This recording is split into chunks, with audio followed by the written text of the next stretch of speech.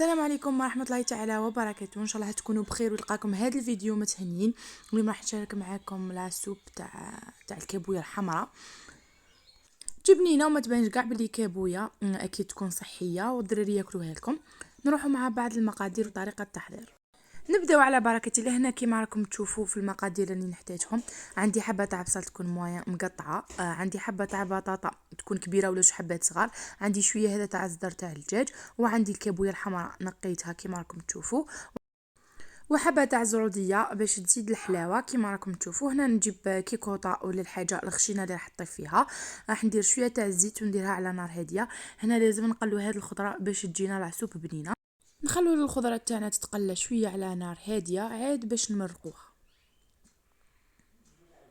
خليت البصل تقلى، زدت معاه شويه تاع الزدر، راح نزيد معاه الكابويه الحمراء اللي نقيتها مقطعه مقطعه عشوائيا، خاطر راح من بعد راح نميكسوها الزروديه والبطاطا ونخليهم كاع يتقلاو معاها.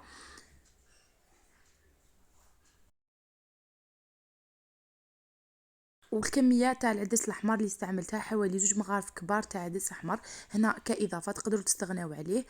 هنا بالنسبه للكميه تاع الخضره ولا على حساب لا كونتيتي اللي راح ديروها.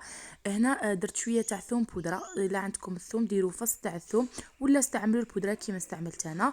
نضيف عليها شويه تاع كركم، شويه تاع الزنجبيل وشويه تاع فلفل كحل، واكيد الملح. نضيف عليهم شويه تاع الملح ونخليها تتقلى مليح. وبجهه تكونوا دايرين الماء حامي ولا لازم تمرقوا العسوب بالماء حامي. بعد ما خليتهم تقلاو شويه كيما راكم تشوفوا راني نمرق فيها، ما راحش نكثر الماء بزاف. العسوب تاع الكابويه الحمراء تجي شويه ثقيله ما تجيش خفيفه. نخليها طيب، دات لي حوالي 20 دقيقه حتى 25 دقيقه. ومن بعد كيما راكم تشوفوا شفيت راح نميكسو مع هذاك الزر تاع الدجاج. هنا تقدروا، نسيت انا الكرافس، ضيفوا الكرافس. ومن بعد الكاميرا انا ما صورتش كيفاش زدت الكريم فريش، تقدروا تضيفوا الكريم فريش ولا الفرماج وتميكسوهم. بالنسبه اللي يديروها للريجيم ولا ما يضيفوش عليها الكريم فريش، يخلوها هكا ويطحنوها.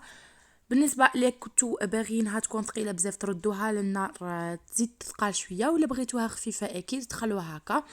وشهيه طيبه تجي بزاف بنينه واكيد صحيه، ما تبانش كاع بلي كابويه حمراء. نتلاقاو ان شاء الله في وصفه واحده اخرى مع فيديو واحد اخر.